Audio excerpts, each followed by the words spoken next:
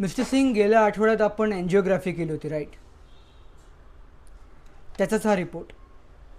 या रिपोर्टमध्ये असं आढळून आलेलं आहे की मिसेस सिंग यांच्या हृदयात जवळपास 80% दोन ब्लॉकेजेस आहेत.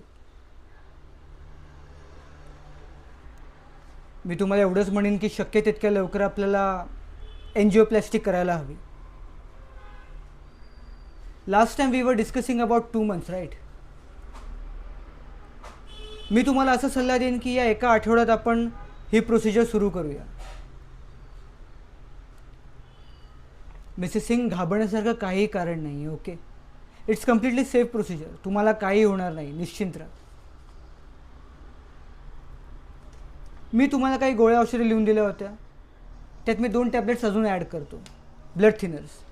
यामुळे असं होईल की मिसेस सिंग यांचं रक्त पातळ होईल आणि एन्जिओप्लास्टिक करताना आम्हाला मदतच होईल. बघा, माझं तर म्हणणं असंच आहे की जेवढं लवकर आपण ही प्रोसिजर सुरू करू तेवढा धोका टळण्याची शक्यता जास्त आहे.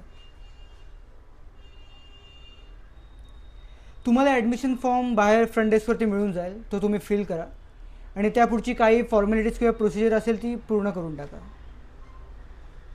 Procedure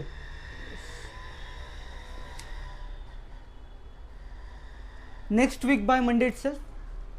I think we should go for angioplasty. Yes.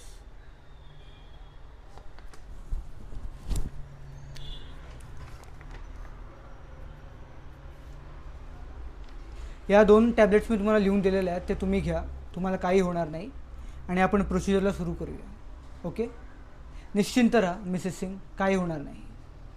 तुम्हाला काहीही वाटलं तुम्ही आम्हाला कॉल करा, माझा नंबर आहे तुमच्याकडे. ओके, निश्चिंत राहा. Yes, thank you.